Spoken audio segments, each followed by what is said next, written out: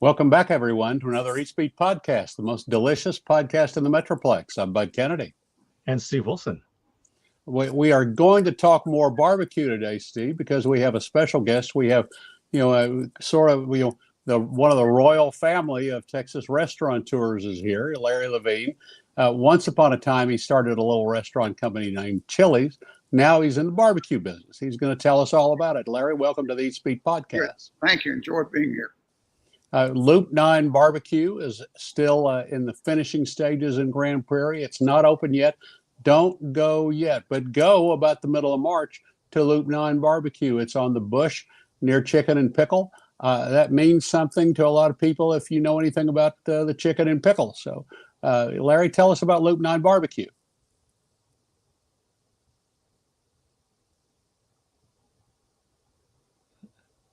Hey, Larry, you still with us?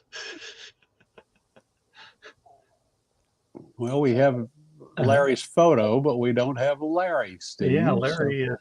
So. Well, I mean, well, what Larry was saying was that he's worked on, he's developed this new restaurant in that really developing area, Grand Prairie, along the Bush, and it's kind of along the Arlington Grand Prairie border by the pickleball restaurant that's over there. And he's been working on barbecue restaurants for several years. And I hope he'll call back in and talk to us here. Steve, when Larry started working on barbecue, he wanted to be as good as Franklin. He started 1050, and now this is kind of in Richardson, and this is his new venture. Well, we need to see if Larry comes back. Steve, we can talk about Valentine's Day. Where'd you go for Valentine's Day? Let's see. Well, we went to the 61 with Asteria. Is that you went to 61? I went to 61. Well, we went there a couple of days. We did not go together. I want to clear. We did not go out together. We went a couple of days early. We didn't actually go on Valentine's Day. So okay. But we stayed home for Valentine's Day. But 61 is really great, and I know that Adam came and talked to us about opening it last year, and it's 61 is on West 7th and facing Burnett Park. It's the new Italian restaurant that he's opened there. It's open now for lunch and dinner and Saturday lunch, and we'll be adding a Sunday lunch in the middle of March. So I think that 61 and you remember when we had him on, Adam, and I discussed whether to call it Osteria. We just call it 61. Everyone calls it 61. So yeah, I think the Serpenti pasta was the best dish, and that's the one that looks like a snake and has ricotta cheese and lemon preserves and mushrooms. Oh, that was the one you liked too. Okay. Yeah. We Susan had that. Yeah, I think the Serpenti was the big hit, and also the fennel sausage and white bean soup was really exceptionally good. So those. Susan had a let's say like a salad, a bib lettuce salad, and she said that was the best salad she ever had. Really? Okay. I had the Caesar, and it was just an okay Caesar, and then they had an interesting interesting dessert that was like tiramisu in a bowl for two. It was like a whole bowl full of tiramisu. That was really good, really soaked, really good. So we had the gelato. Yeah, and we had the gelato too. So and the gelato was good, but that Serpente, I think, is one of the real highlights on the menu. So I think Adam's off to a good start. And we have Quince will be opening up in March or April, and somewhere along in there, Loop 9 Barbecue will be opening up if Larry will come back in. Gosh, Steve, I wanted to ask him what he orders at Chili's these days. Yeah, I know. I mean, he how long ago was Chili's? He started that. How many years ago was that? He started Chili's in the late 70s, I'm pretty sure. I went to the first one out on North Central Expressway when it opened. That's going to tell you how far back I go. And I think it was, back in that 77, 78 time frame. Oh, I think maybe we have. I'll see Larry. I hear a voice. Yeah. Larry, are you there? Larry, show us a pie. So how do they're not seeing me yet. Yeah. Can you hear us, Larry? We can go ahead and talk to you if you can hear us. See, you get these guys, they've been in the business a long time. The, Oh, okay, there he is. Larry, are you back? He can see us, but he can't hear us. Larry, can you hear us? Mic on. Loop 9 Barbecue. We can hear you. Loop 9 Barbecue, are you there? We're here finally. Sorry. Earth to Loop 9. We were afraid you'd been carried away by a weather balloon or something. We weren't quite sure what had happened to you out there. I'm not sure if it was Chinese. So. Well, tell us before we have any more trouble. Tell us all about what you've got at Loop 9 Barbecue. Hold on 1 second. Mm-hmm. What's that?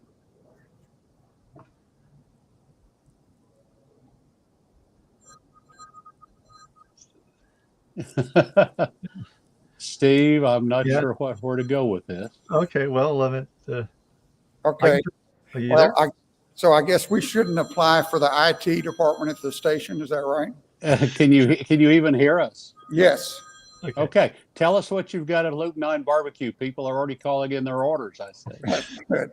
Well, we think we're in the category of premium barbecue, which means you buy prime brisket and artisanal pork, and everything's made in house and from scratch. And try to be at the top level of barbecue. Now, you've tried to do the barbecue business for a while. You started out with 1050 almost 10 years ago, and you've kind of refined it. At one point, you were going to have a 1050 in Grapevine, but that didn't work out. Kind of tell us the ins and outs of your career in barbecue. Well, a friend asked me to do a barbecue restaurant with him, and we decided we either wanted to be on the toll road, Dallas Toll Road, or on Central Expressway. So the building was available on Central Expressway, and we went about designing and building the building. And I spent a year or two learning about barbecue and sacrificing a lot of cows and pigs to learn how to do barbecue. So what did you work on first, and what do you feel like you're doing the best? It looks to me like and you'll talk about this in just a minute too. It looks to me like your pies may be as big a deal as a barbecue, but tell us about what you've got. I like to say we try to make everything as complicated as we can. The first thing on a barbecue restaurant is you got to have a great brisket, and we buy the best prime brisket we can, cook it on an all wood fire, and respect it and try to not abuse it, and serve a great product. And most barbecue restaurants have some kind of dessert. We're very serious about desserts and have a lot of great homemade pies and later cheesecakes. So we think they're very special. And where do you fit into the market here in the Metroplex? So we've got Terry Blacks has bought a Fort Worth place now. He's in Dallas and Fort Worth. Pecan Lodge has been around for a while. Lockhart, you're kind of between two Lockhart stores. Where do you think you fit into the market?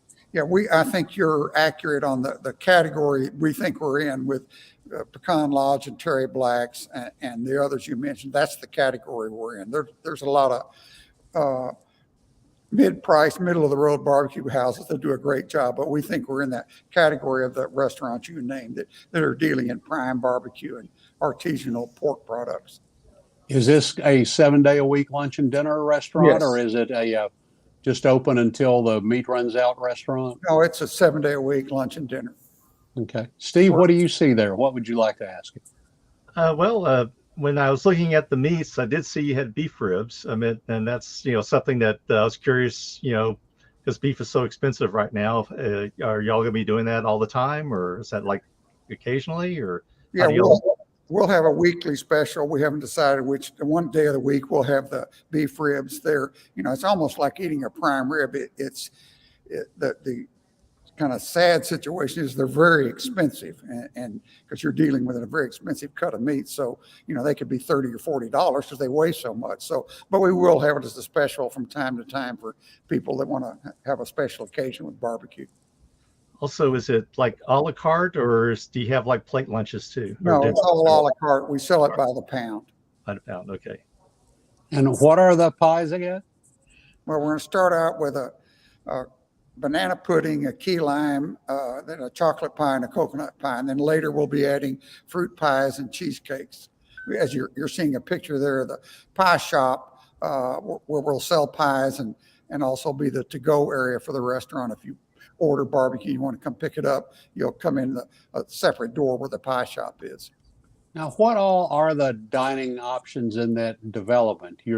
I believe you described this as being behind the pickleball out there. That's correct. For people who haven't found their way to the bush, tell us what all's out there. Well, next, you pass by the Grand Prairie Police and Jail system, and I suggest you pass by that. And, you turn in the Epic Central, which is right behind pickleball, as you talked about. And there's Loop 9, and next to us is a concept called the Finch, which they have some multiple locations in Dallas. Next to that's another one of the Milkshake Productions concepts called Fedora. And next door to that is a burger pizza concept, serious pizza concept. And then slightly just south of pickleball, they're going to do a breakfast concept and then I believe a sushi concept. So nobody's going to starve in this complex. Well, it sounds like as soon as you get out of the Grand Prairie Jail, you'll be able to get a good meal. Absolutely. We want the first meal to be a good one for you. That's right. Did you ever dream you'd be going on the air to talk about your new grand opening in Grand Prairie? No, this is the first time, so I'm having a lot of fun. Thank you. Well, talk a little bit about your history for those who aren't familiar with what you did last century. That was a big deal. It was kind of part of the great outbreak of corporate restaurants that started in Dallas, where there was Bennigan's Steak and Ale and Chili's, and right. Just all the great traditions. Talk about where you fit in and what you started, what you were doing back then.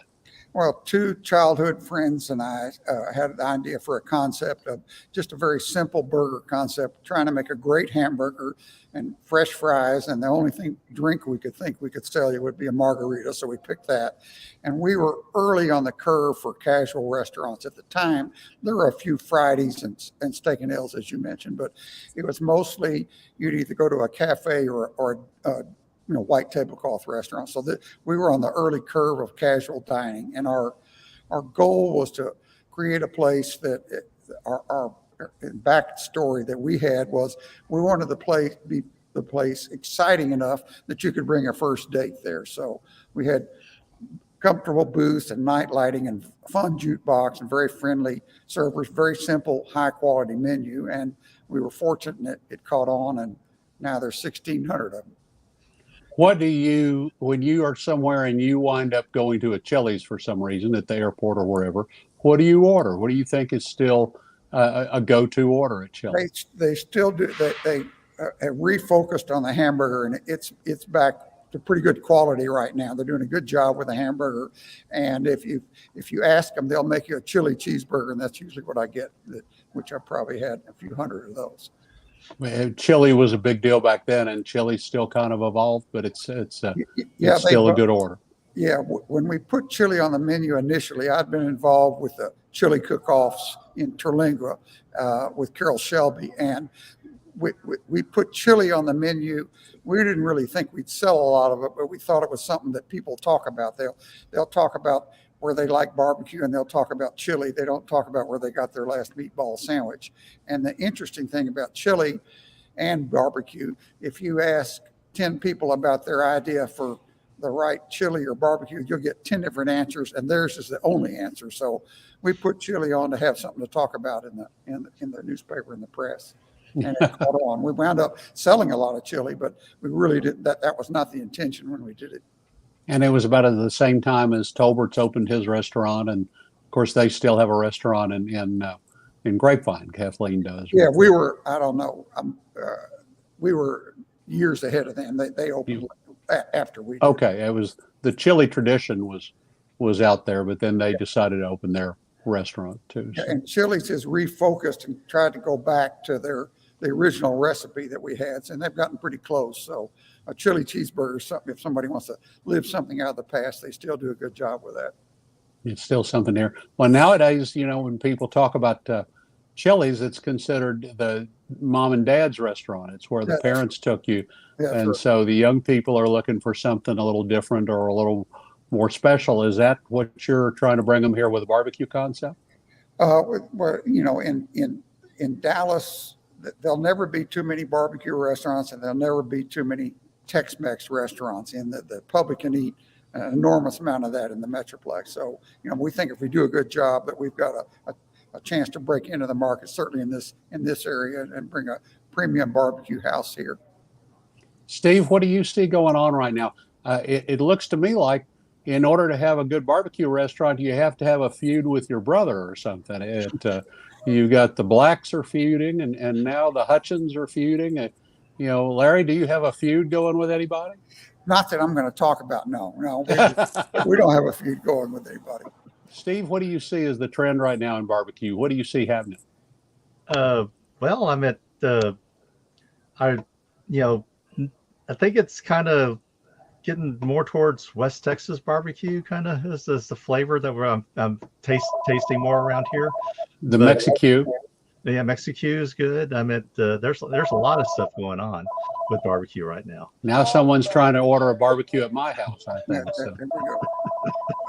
Sorry about that. We're having our luck today, aren't we? Maybe we just ought to throw up more pictures of barbecue. Yeah, I was going to see what we had here, and it seems like they have is that like a bar? A bar? It's a big bar, full service bar that you see when you walk in, and then that other picture will show you a counter where you step up and order right there. You step up and order the meat from a cashier. She calls out to the barbecue cutter. He cuts the meat to whatever quantity you want, and she hands it back to you on a tray, and you sit down and serve yourself a drink and sit at the table. And originally, go ahead. The trays all are set up, right? You have looks like what sides and stuff are you doing? I have home potato salad, coleslaw, Mexican elote corn and beans, and then we have fresh French fries and onion rings and fried okra. Looks like you have something wrapped in bacon over there. Yeah, we have jalapeno, cheese stuffed jalapenos wrapped in bacon. They're kind of addictive. Sounds good.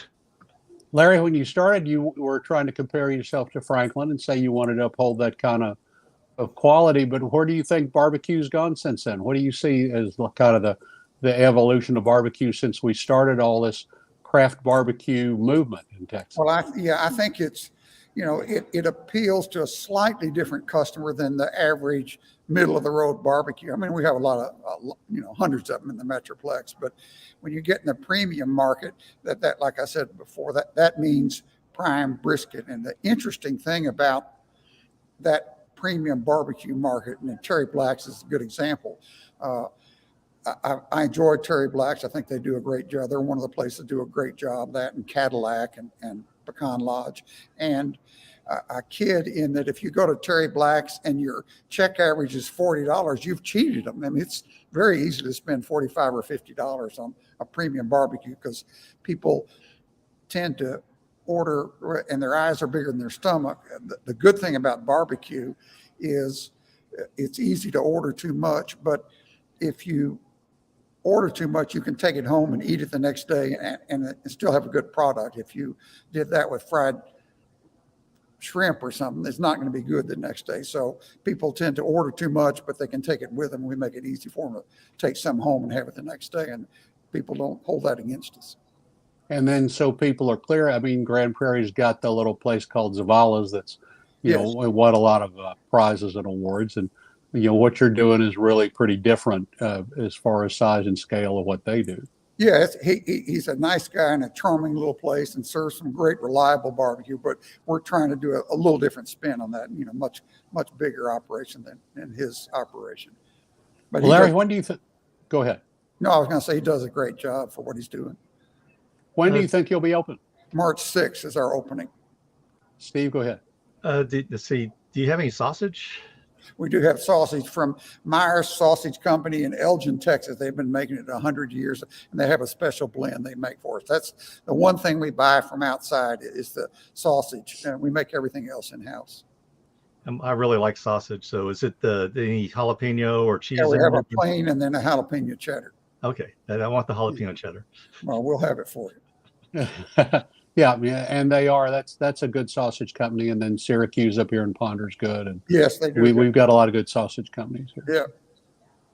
Yeah. Now, anything else we need to know? So you take the Bush, and you take what exit? Give us the directions I for think it's the everybody who can't get the app to Arkansas. work. It's the Arkansas exit, and then you go one more exit, and you'll see a big sign that says Epic Central, and you turn in.